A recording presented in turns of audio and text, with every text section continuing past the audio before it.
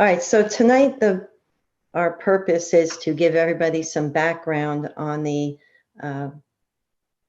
environment that we're going into to do our next year's budget and the process that we will follow. So we're going to touch on some of the background of our current budget and also talk about some of the challenges and key points of next year's budget that we've already identified and our timeline to do that. So the first thing that we always like to remind everybody, and some of you who have seen our budget presentations before will recognize this, but we like to start out with the New Jersey Department of Education budget statement of priorities. And this is just to highlight the fact that when we create our budget and put it together every year, the board will approve the tentative budget, but then we have to submit it to the New Jersey Department of Education through a review with the county superintendent.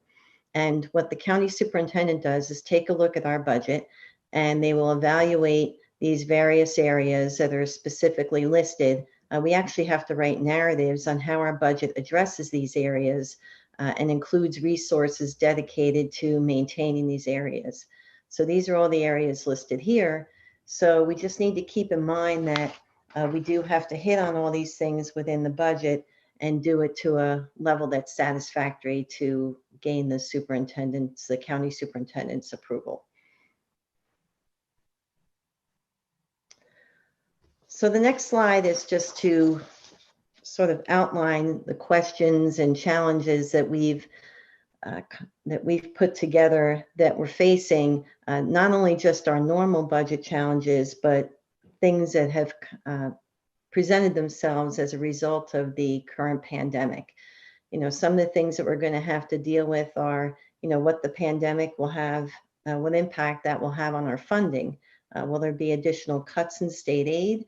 Will there be, or conversely, will there be related relief funds available? These are things we don't know yet. We have to try to project how many students will the district have in the next year. We currently are monitoring enrollments for next year, but things have been very sporadic and up and down. And we'll talk about enrollment a little bit later in these slides, that it's something that has been fluctuating greatly. For the first time, we'll also have to talk about whether we're going to need to offer both virtual and in-person instruction for next year. We are currently doing that. How long are we going to have to do that? And what will that look like? And how long will that last? We also need to ask ourselves or stay on the lookout for any additional federal and state COVID-19 related laws or regulations that might represent additional costs to the district.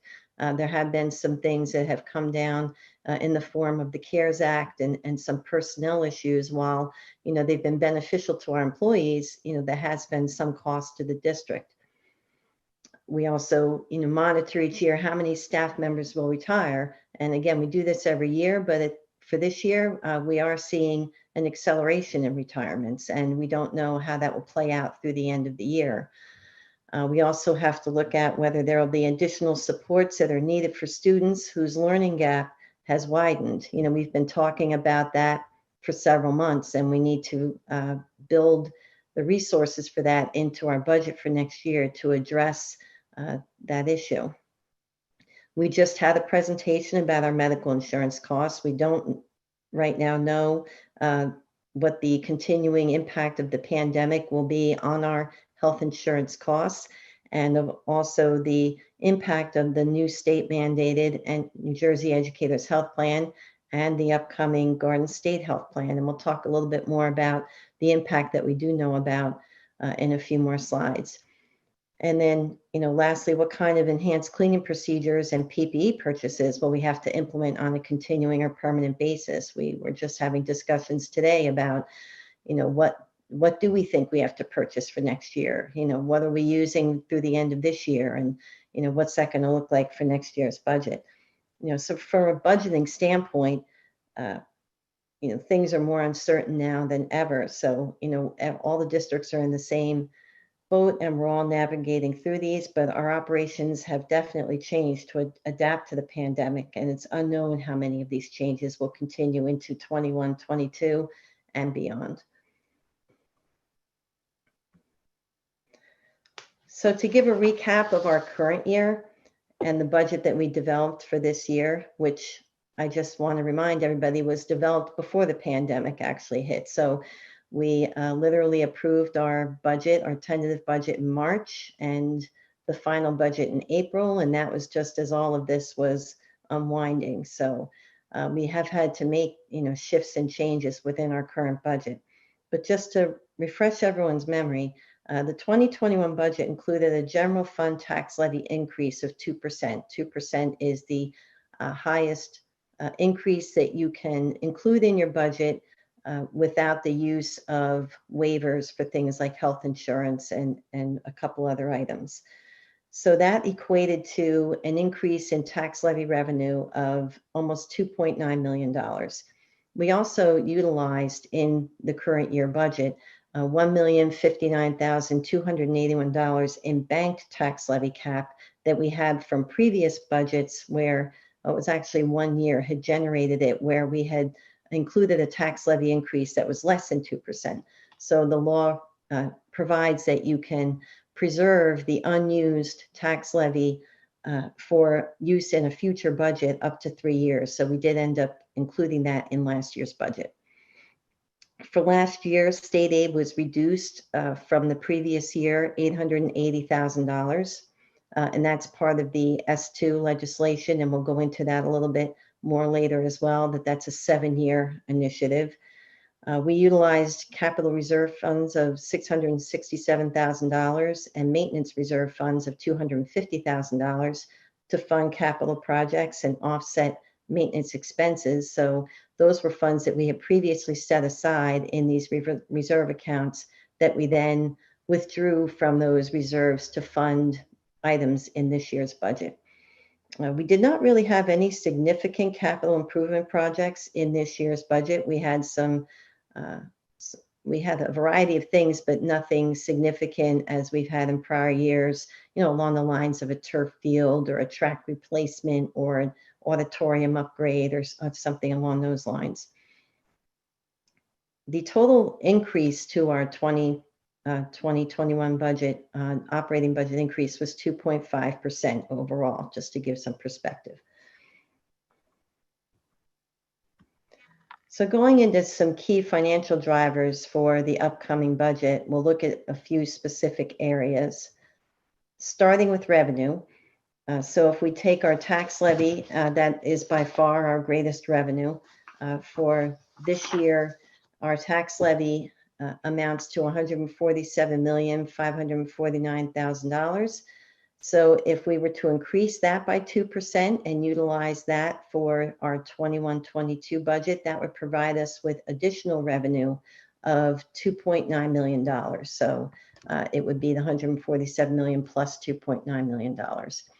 So just to put some perspective on this, and we did this last year too, we talk a lot about state aid calculations and the state formula for calculating state aid. And one of the components of that formula is what the state considers to be your municipality's local fair share, which would be the amount of tax levy that they feel would be your local fair share to contribute toward the school budget. So per our last state aid notice, the state is saying that Middletown's local fair share is a little over $176 million.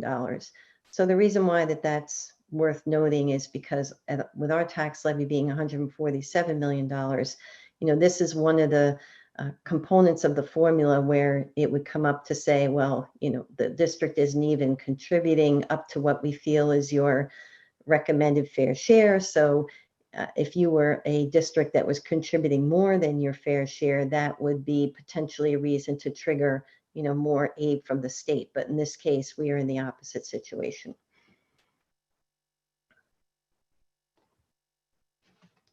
So to talk a little bit about state aid, based on the projected 7-year impact of S2, we're estimating a further reduction in state aid for next year of a little over $1 million, $1,090,000.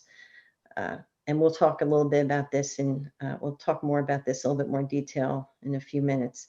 But we don't know the impact of our decrease in enrollment that was reflected on our October 2020 application for state school aid.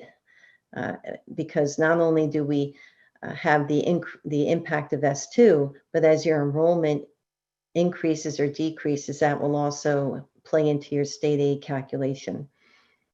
State aid funding is also impacted by the amount allocated for it in the state budget. And I know that sounds very obvious, but we really don't know from year to year how much is going to be put into the state budget for state aid. And you can only get an allocation of the amount that's in there. If that amount goes down, then our allocation may go down. And then finally, just to remind everybody that we don't get to know what our state aid allocation will be until 48 hours after the governor's budget address, which is always at the end of February. And I say for later because later because sometimes he does that. The governor will ask for an extension on that time. For example, we've received it as late as March 7th or even the middle of March. So we count on getting it at the end of February, but it's not guaranteed.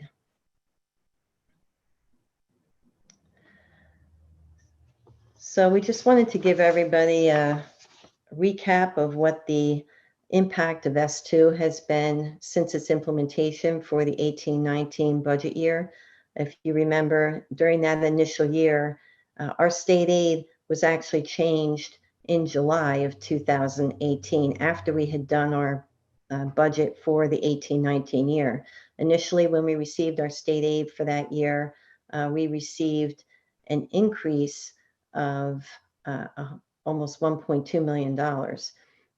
But then when they revised the state aid in July, not only did we lose that increase, but they also took additional adjustment under the S2 guidelines of $314,000. So that was our initial decrease for S2.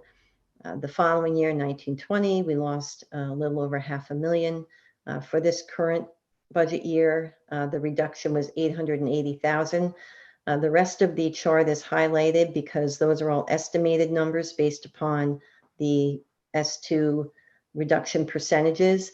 Again, we've estimated $1,090,000 increase for next year, but that does not give any impact for enrollment or any other changes in the formula calculation that the state may apply. So running this down all the way to the end of the expiration of S2, that brings us to, including the initial reduction of the 1.2 million the first year, a total reduction in state aid over the 7 years of almost $5.6 million. But here's where we're laying out enrollment, and it is important to look at this. So we've just built upon the chart that we've been showing the last couple of years on our enrollments, but now adding this most current year. We have 10 years on this chart, and you can see that the resident enrollment has dropped since 2011 by a little over 1,000 students, or 10%. We had quite a significant drop between our 2019 ASSA, the October snapshot, and just the one we just did this past October. We're down 323.5 students.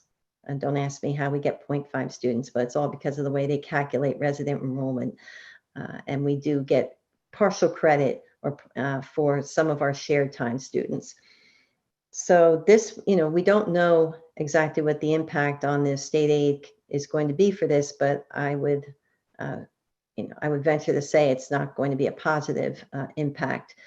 We don't really have a year to compare it to. The last year that we lost over 300 students was back in 2013. That was before the implementation of S2, and we were actually receiving increases in state aid at that time. So it's really hard to say, how much we might be affected by this. So resident enrollment, the other question people may have is, why are these numbers lower than what it looks like our actual enrollments are? And resident enrollment is calculated with a formula that differs from the enrollments that are reflected in our enrollment projections, because it does give partial weight to our shared time students, and there's some other fluctuations there. So our our enrollments, that we show on our enrollment projections and so forth are higher than this, but what the state uses for state aid calculations is this resident enrollment number. Excess surplus. So the concept of excess surplus is that if you finish your fiscal year with funds that are above 2%, our fund balance allowance of 2% of our operating budget, then any remaining funds, if they have not been deposited into reserve accounts such as capital or maintenance, are designated as excess surplus. And those funds that are designated that way are to be used in a future budget as a revenue. So because of the savings that we realized during the 1920 year, due to our transition to remote instruction in March, we did generate savings of about $955,000 in excess surplus that we can now use as a revenue in the 21-22 budget, because that doesn't get finalized until you close out your fiscal year. So this number would have resulted from the year ended June 30th, 2020. The budget for the current year was already done at that point. That's why the revenue sort of skips over a year and then you use it in the following year. So again, this is not a recurring revenue. We don't normally include excess surplus in our budget since, for the past few years. So the good thing is it will help to offset the reduction in state aid, but it's not something, that we will see every year.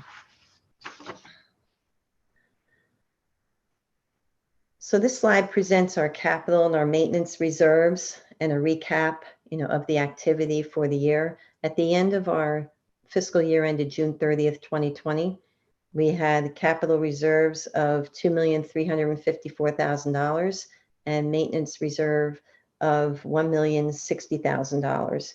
We were able to make deposits to those accounts during the fiscal year ended June 30th, 2020, as we outlined at our June meeting of last year. So we added $1 million to the capital reserve and $500,000 to the maintenance reserve. So from that balance, we need to deduct the amounts that were used for our current year budget. So from capital, we used $667,000, maintenance $250,000. Those amounts were used to fund things in those budget areas. So that leaves the remaining balances of $1,686,000 for capital and $810,000 for maintenance. Now those funds are available to use to fund items in our 21-22 budget if we choose to. We don't have to, but we can. There's only certain things that qualify to be funded out of capital reserve. It's basically capital projects. Things that would be considered sort of construction type projects. You can't buy capital equipment out of it. You can't buy vehicles. You can't buy cleaning equipment, but you can fund capital projects. Maintenance reserve can be used to fund your required maintenance for school facilities. So that's a little more flexible, but it does have to be in the area of maintenance. Down at the bottom, what we do is just to give everyone some perspective on our reserves. Allowed under the law, the law provides what your maximum is you can have in your reserve accounts. For our capital reserve, it can be equal to the sum or the total of our 5-year long-range facilities plan. So if we were to have in reserve the monies that were indicated there, it would be over $104 million. And for our maintenance reserve, it's based on our M1 that we submit, and it's 4% of the value of our buildings and so forth. So that's about $7.7 million. So we are well within the limits required by law. So salaries. Salaries is obviously the largest component of our budget. In our current budget, salaries represent approximately $103 million out of our nearly $168 million budget, or about 61%. At this point, the board has continuing contracts with all of its bargaining units for the upcoming year, with the extension or the amendment of the MTEA agreement that was completed. That took that out another year. So we have contracts that expire as listed here. We have 3 contracts now expiring at the end of next budget year, June 30th, 2022, and one that goes on to June 30th, 2023. So the good news is we know what the negotiated terms of those contracts are, and it does make it easier to budget for that. You know, we've had years where if the contract negotiations are prolonged, you know, we've had up to 2 years that were unsettled that we were budgeting for, and that becomes difficult. So related to salaries, we have staffing considerations based on our student enrollment in programs. You know, we do have to, staffing is a big part of the budget. As we mentioned before, we're monitoring student enrollment. We're looking at pre-registrations, although you know, at this point, they're probably not as reliable as they normally are because families are in flux and we're not really, you know, some of them aren't really sure what they're going to be doing for next year. And using our current district practice for class size maximums, and, you know, we take a look to see if there's additional need for general education and special education teachers from pre-K to 12. Also for this year, you know, we've talked about, you know, we may need to restructure our staffing model to incorporate virtual instruction options, you know, if that continues into next year. So that's something else we're going to have to look at.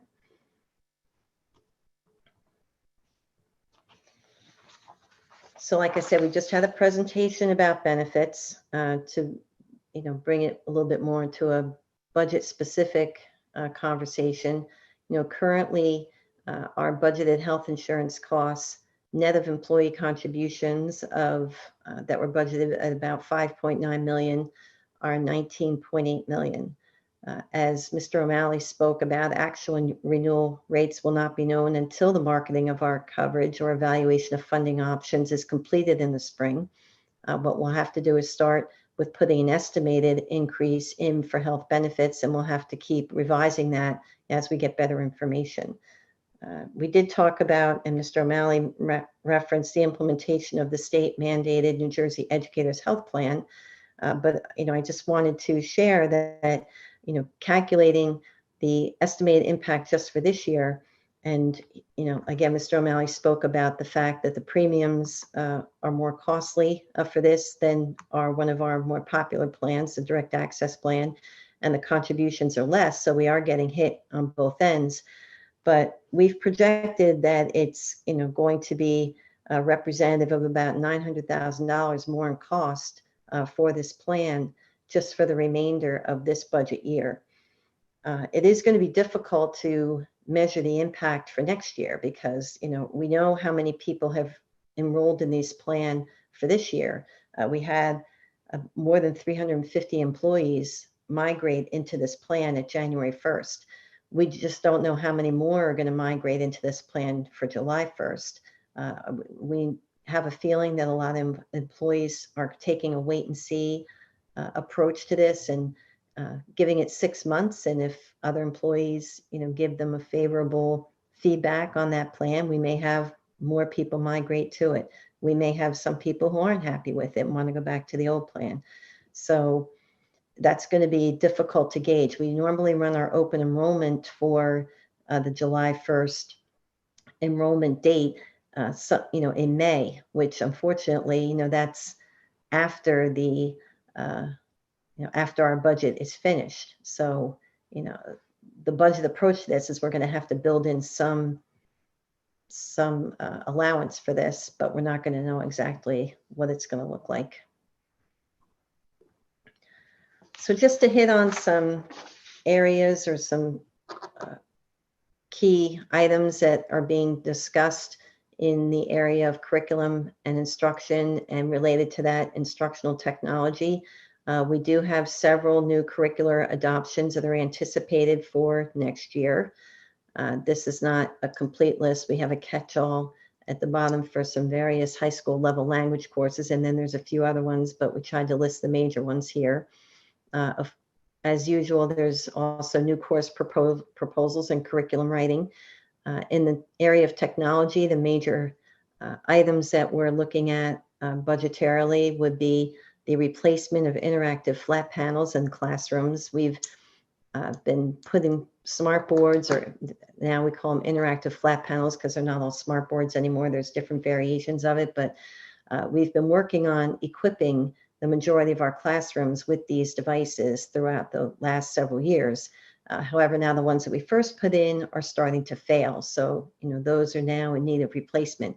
And each year we have to budget a certain amount for Chromebook replacements to maintain our one-to-one initiative, which now essentially has evolved from a 3 to 12 to a K to 12 with the virtual learning that we've had to implement for this year. We're also looking at a number of classroom PC replacements that the teachers are using in the classrooms, and we're looking at different options for that. Some of the needs that we've identified in facilities for consideration for next year's budget, these are some of the larger items. HVAC duct cleaning. It doesn't sound too exciting, but it's necessary and it's also costly. Also HVAC maintenance, and that would be maintaining and continuing to do part replacements on the elementary Airedale units, and also, with the middle school and high school units. There are several schools that are in need of fire and intrusion alarm system improvements. I know at the middle school level, we're looking at Thompson and Thorne, and there's about 6 elementary schools that need significant parts from those systems replaced. We've been discussing the high school bubbles, and the fact that they are in need of refurbishing. And, the 2 main components of those would be the skins, they call them, which is the actual structure, or and the floors. So we've been looking into getting estimates on what that work would entail cost-wise, and also talking about whether what the decision's going to be on these bubbles. As Walter Cahill keeps reminding me, because he's been here a lot longer than I have, that were supposed to be temporary structures, and now they've been with us for quite a while, and they've become an integral part of the high school operation. So we're at the point where we're going to need to make a decision on whether we refurbish them or come up with some other alternative. We're also looking at doing a flooring replacement and asbestos removal on the 2nd floor at Nut Swamp. We try to at least tackle some of this each year. We still do have quite a bit of asbestos flooring throughout the district. It becomes an issue if the flooring starts to deteriorate, and those are the areas that we prioritize for replacement and asbestos removal. If it's in one piece, it's not something to worry about, but if it starts to deteriorate, then we do need to move to do replacement on it. So we did have this chart in last year's budget presentation, but for some of you who may not have seen it before, we found it was just worth bringing back up around. We just want to remind everybody of the ages of our school buildings. These are all of our elementary schools, and being built in 1968, New Monmouth is our newest one. And then we go all the way back down to 1928, where we have River Plaza and Port Monmouth were both built in the same year. Although we're not operating Port Monmouth as a school, we still do retain that building, and we are still responsible for it. Leonardo, 1931, Ocean Avenue, Fairviews, and you can see the rest, but it just emphasizes the fact that as these buildings are aging, that they do need continual maintenance.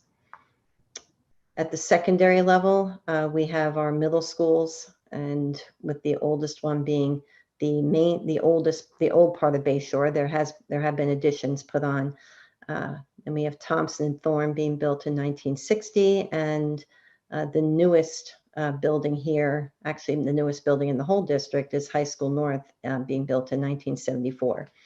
There have been renovations and additions to the buildings since the original construction date, but I believe the last comprehensive referendum, to improve the buildings was, I think it was in the year 2000, and it did not include the elementary schools. It really focused on the middle and high schools. So our budget timeline, just to make everybody familiar with the dates that we have to comply with.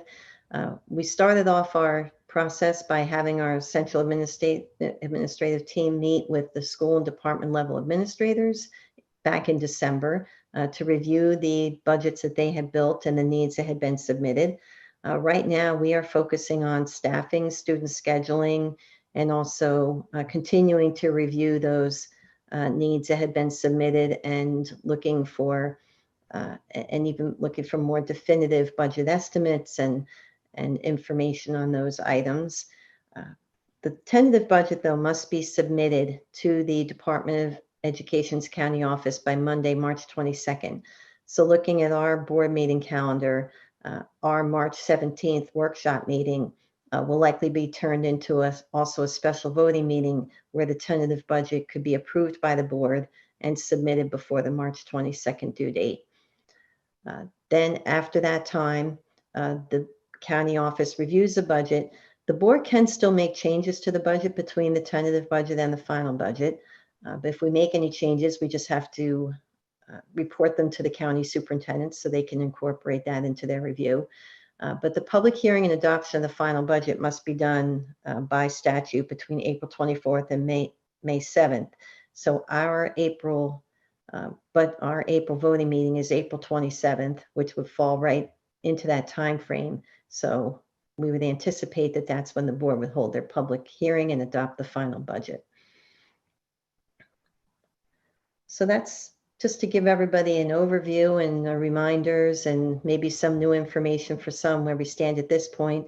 You know, the next step in our budget meetings with the board will be, you know, I think we're going to continue as we have in previous years.